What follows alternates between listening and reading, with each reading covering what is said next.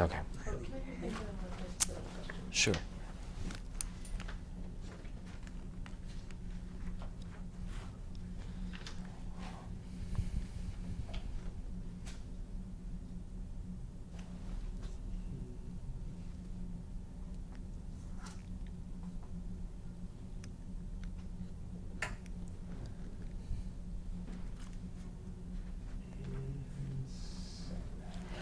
So we were talking about Claire Huxtable, who, as I don't know if we said it, but she was a lawyer, correct? That's correct. And what kind of mother would she be? Now, if she was a lawyer, we saw that she was quite busy, but she was also very involved with it. What kind of relationship did she have with her kids?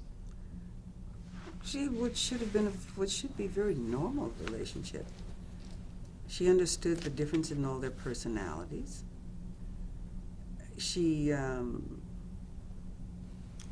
It was a very loving relationship. And yet, I wouldn't say and yet, there was discipline. She could be one to be feared, too, couldn't she? I mean, you don't want to cross her necessarily. I don't know, you don't do that. Very, very patient, but very disciplined. She understood the value of discipline. And they, as parents, understood the importance of being on the same page with those people. Right. I mean, because it was like, if there was any conflict, it was them against them. How did Claire evolve throughout the run of the show? Did she change? Yes. As the children got older and crazier, she started acting a little different. You know, she started off very, very nice and kind of mild and everything. Then Vanessa goes off with the wretched. She was ready to wring Vanessa's neck. Vanessa comes home engaged. Denise comes home married. With a stepdaughter. With a stepdaughter, yes. Sandra informs her that after so many years and tens of thousands of dollars, that maybe she doesn't want to practice law after all, that she and Elvin want to go live out in the forest somewhere. So she's, she began to get a little tough. She began to get a little, yeah. I wanted to ask you about, the show was both hailed and, really, people complimented and criticized it for its portrayal of what upper middle class black life would be like. I guess some people said it was too goody-goody, or too, they used those words about the Huxtables. And then some people obviously were happy for what a wonderful portrayal it was and what a positive portrayal. What did you think? Did you think it was realistic, and what did people say to you about it? It was very interesting. In the beginning of the show, one day I had to go to NBC offices to do 3 interviews back to back. And all of them asked the same question. How realistic is this? How realistic is that in a black family, the husband would be a doctor and the wife would be a lawyer? Oh, come on, how realistic is it? And I looked at them by the 3rd interview. I asked 2 questions. One is, what time is it today? He looked at his watch. I said, no, I mean, what year is it? Okay, because the way you're talking, it sounds to me like we're in pre-Reconstruction days, but okay. And then the next question I asked was, how many African-American people do you know? Because truthfully, it was quite realistic. It was very realistic. I grew up in Houston, Texas. My father was a dentist. There was an association of dentists. I grew up around people like this. Professionals. Professional people. Right. This was not an invention, nor was it an invention in my father's time. It's always what we don't know that stumps us, isn't it? And the truth of the matter is that we just don't know enough about ourselves and each other. Otherwise, we wouldn't be making such ridiculous assertions. It was very realistic. Upper middle class? Upper middle class? I don't know about upper middle class. Well, a doctor and a lawyer, you would think that's a pretty good income. They had a pretty nice house. I would call that upper middle class, wouldn't you? I would call it middle class, but okay. I mean, yeah, then, look at when it was. Yeah. Now look at how much that house would cost today. Now, maybe that's what I'm thinking about, New York And real look estate at values. look at doctors and lawyers. Look at young people coming out of these universities today with these degrees in medicine and in law, and how they're having to struggle to come through, and how the practices of law and medicine have changed. Who are they serving? What, you know, look at how stuff has changed today. Right. But you think for its time, it was... I think at any time it's very realistic for a doctor to be married to a lawyer. Yes. Oh. Can you, now, you talked about what Jay Sandrich's influence was. Can you talk about what it was like working with the producers, Marcy Carsey and Tom Werner? How hands-on were they, and how much interaction did you have? Well, they played their roles very well. Those discussions, whatever discussions they had with Jay and with Bill. You know, and Marcy Carsey is very astute. She came through at a real time. I was told they used to call her the hatchet lady at APC, because if the shows weren't good, she cut them. But she was always, you know, I loved them. She had this way of Marcy would come and she'd just look. You know, she'd just look. And whatever they said amongst themselves. I must say, as a cast, we were completely removed, and now I realized how well protected we were. Bill really kept that, whatever stuff there might have been, we were not privy to that at all. So it didn't affect the way we worked. We just came and we worked. And when you came and worked, I want to talk about what a typical week would be like, but would you be aware sometimes that scripts would be stronger than others, or how would you make material work that in the beginning of the week didn't seem quite right? Or, like, can you walk me through from getting the script to the end of the shoot? Yes. We would come in on a Monday for the read. And we would read the script. And as time progressed, the cast members, spent less time at the studio on Monday.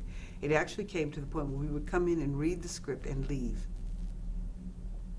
And Bill would sit with the writers, with Jay, or whomever was directing in the latter years, and Tom and Marcy, or Tom or Marcy, depending on who was there.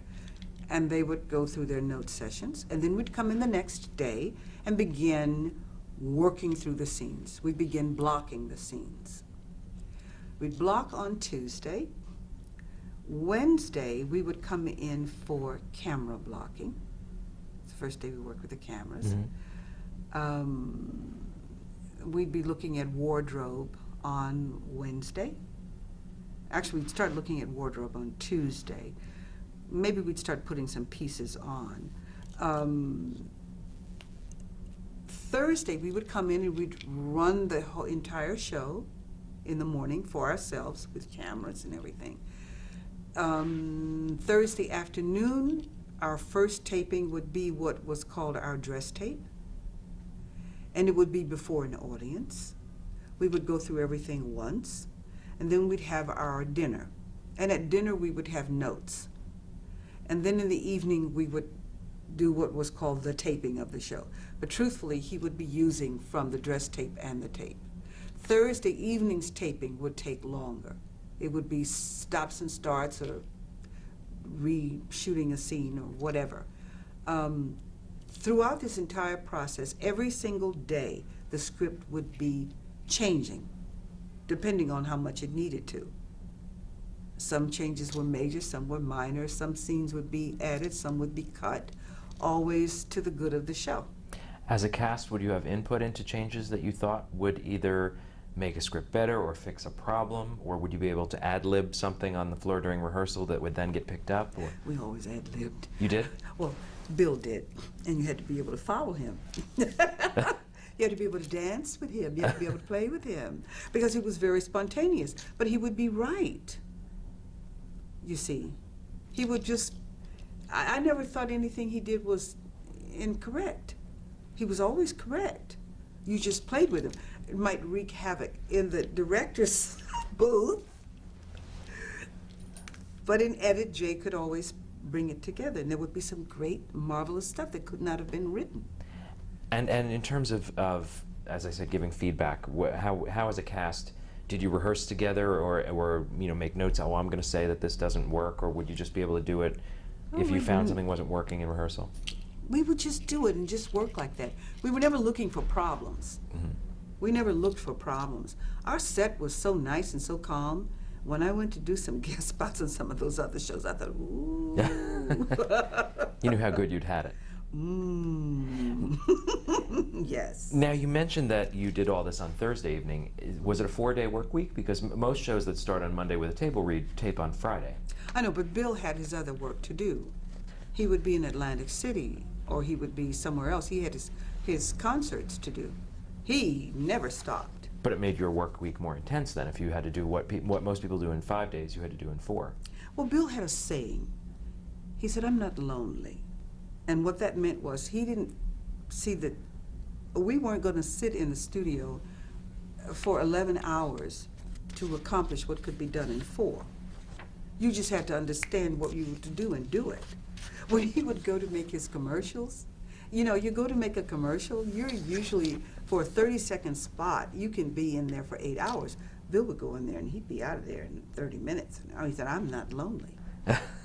It's me. I've got other things. I've got a life. It should never take that. It doesn't have to take all that time if it's well coordinated and people know what they're doing. So did that make your life easier then, in terms of not having to work crazy hours just for the sake of doing so? I always felt that we had a full work time, but my sister informed me, you all are working banker's hours. That's what she said. That would be Debbie. That would be Debbie.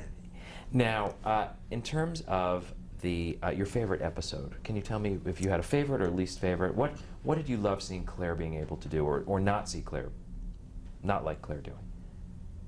I'm always amazed when I go back and look at the episodes, because some of them really I'm not really conscious of until I see them again, and I remember, oh yeah, that was nice. That was really good. Oh, that was fun. Whether it was singing with Joe Williams or Stevie Wonder, or sitting on the couch with Bill eating cake and having it splayed all over my face at the end, or dancing with Bill.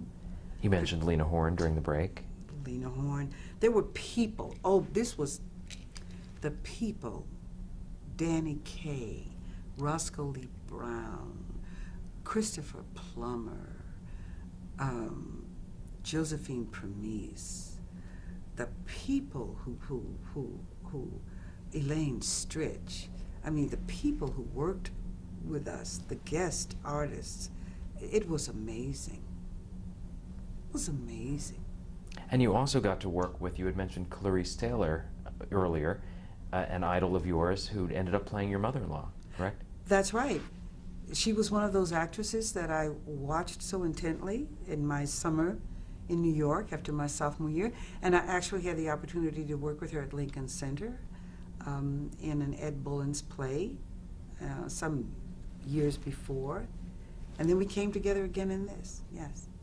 So it just goes to show you see someone, you never know if you're going to work with them. In terms of what you remember audience reaction, then that night, do you ever, I mean, did the audience energize you in general, but do you also remember audiences going crazy over a particular moment that Claire had, or people coming up to you later and saying, I love this episode? Are there favorites that you've heard? People loved us honoring the grandparents. They loved that. They loved that episode in which we sang, "Nighttime is the right time." And little Rudy came down there screaming, "Baby." Yeah. They loved that. Ended up in one of the opening credits, correct? It was all of you kind of singing into hairbrushes on the stairs? Yep. All up and down the stairs? Yep.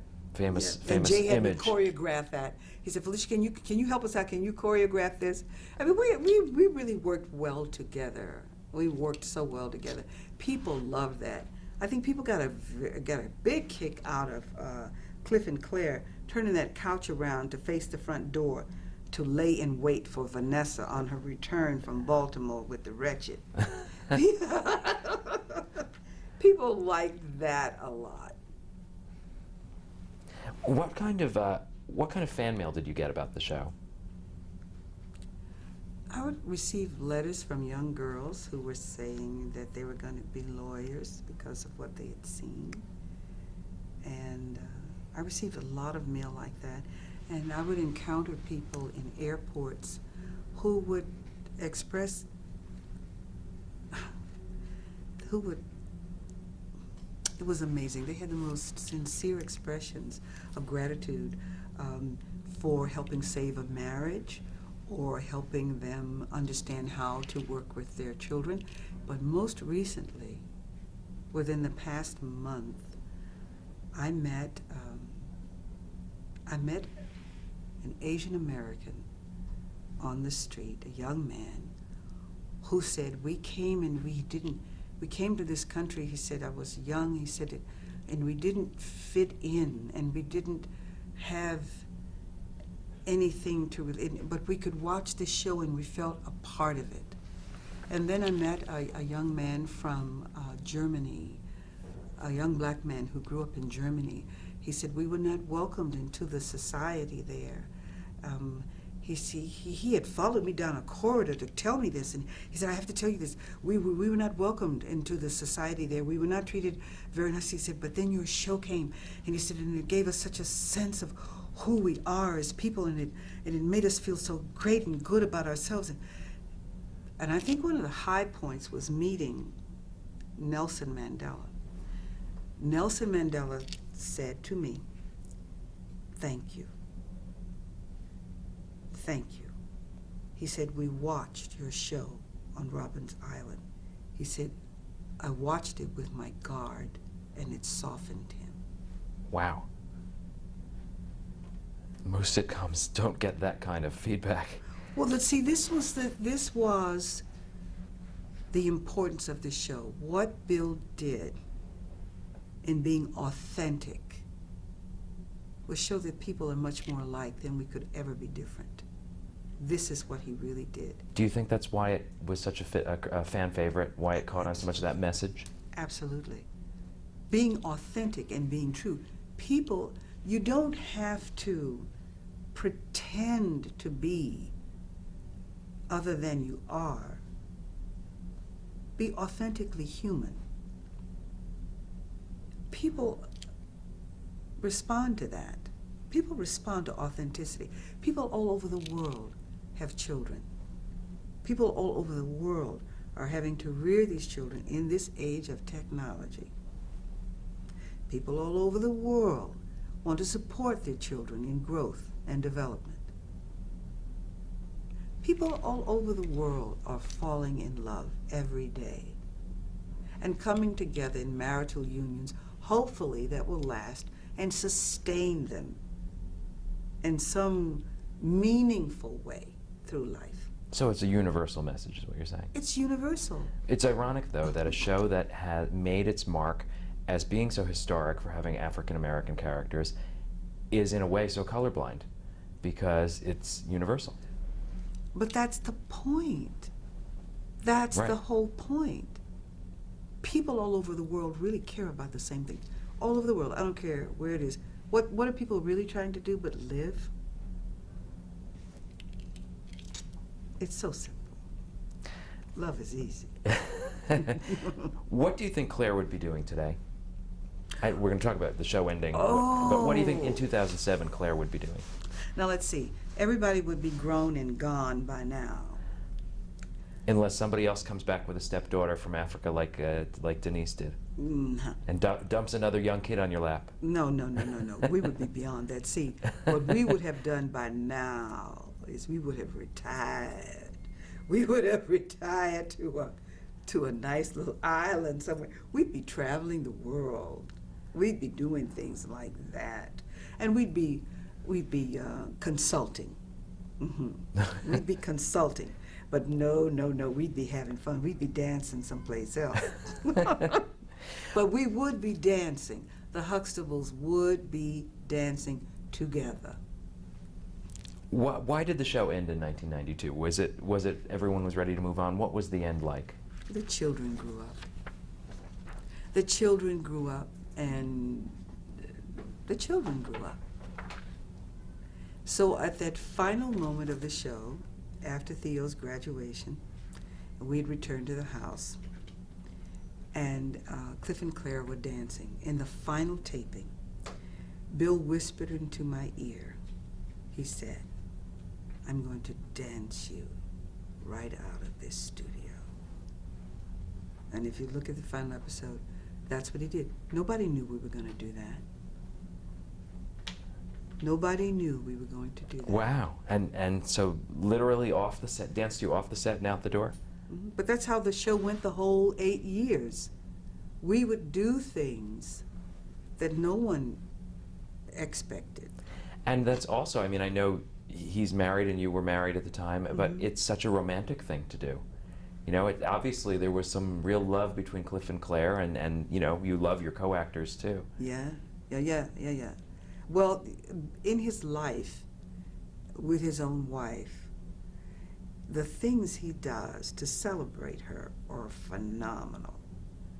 And he takes great delight in her intellect and her enthusiasm for life. This is how he is as a man. He enjoys that. He celebrates it. And I mean celebrates it. One night he said to me, "Okay, this is not in the studio." He said, "Okay, we're going to have dinner. Now I want you at my house at 6 o'clock. I said, "Okay." So I come to the house at 6 o'clock. He says, "Okay, come on, we've got to get in the car and have your driver follow. Tell your driver." I said, "Okay." I said, "Well," he said, "just don't ask questions. We're going to go meet Camille." I said, "Oh, okay." So we're going to meet Camille for dinner. His wife? Yes. But now we're on the west side, driving up, going across the George Washington Bridge.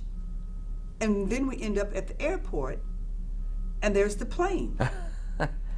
And I'm looking at him, he says, "Come on, we've got to go get Camille, come on." We get in the plane, we fly to Massachusetts, and she drives up in the car, and she doesn't know what's happening. She gets on the plane, she sees me, she says, "Phylicia." Then he says, "You all sit down and put on your seatbelts." Then we end up in Chicago having dinner with some of their friends in a very small and intimate French restaurant, and then we're back. So yeah, romantic gestures. This is what he does. No, but this is how he lives. This is how he lives. He would have parties that he called "I love my wife" parties. It wouldn't be anybody's birthday.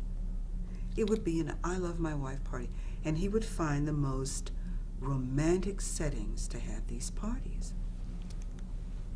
And in one such party, it was out in an estate, out on Long Island somewhere, and when you arrived and got out of your car, you had to get in a carriage and be driven up this lane that had lanterns all along the side to go into this mansion and be seated at this long table with the most beautiful flowers and the most exquisite cuisine, because he loved his wife, and he would have an "I love my wife" party every year.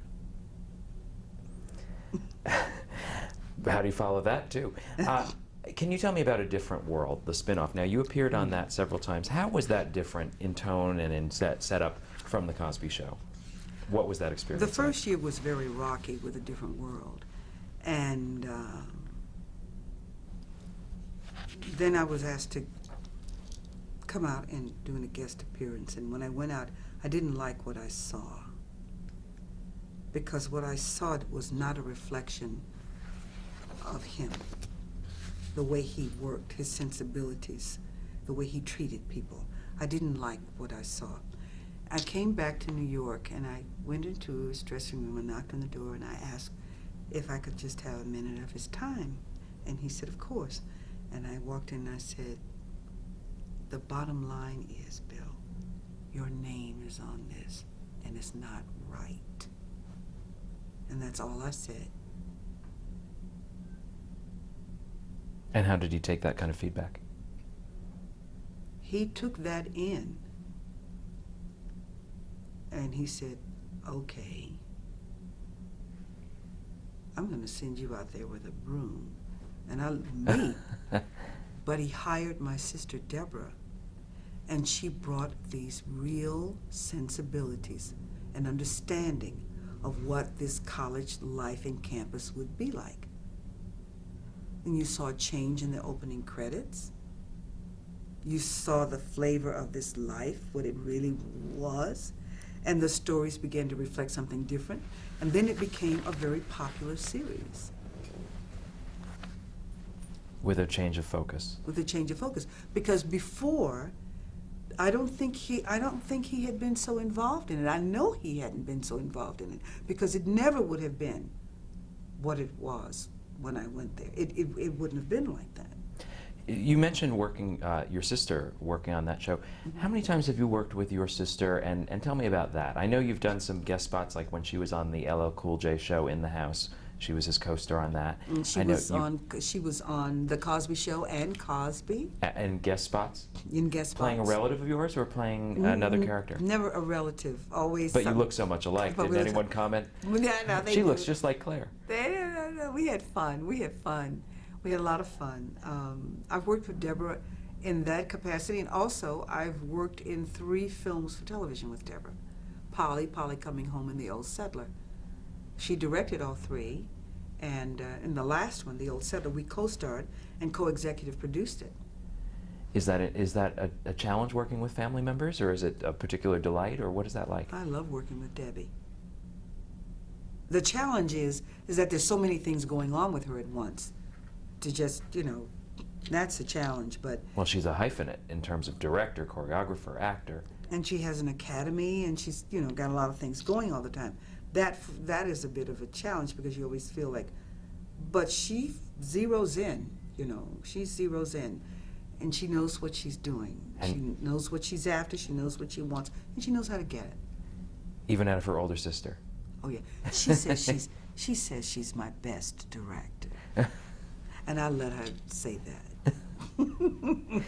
Well, when we come back, we're going to talk about the second Cosby series and some of those television movie roles.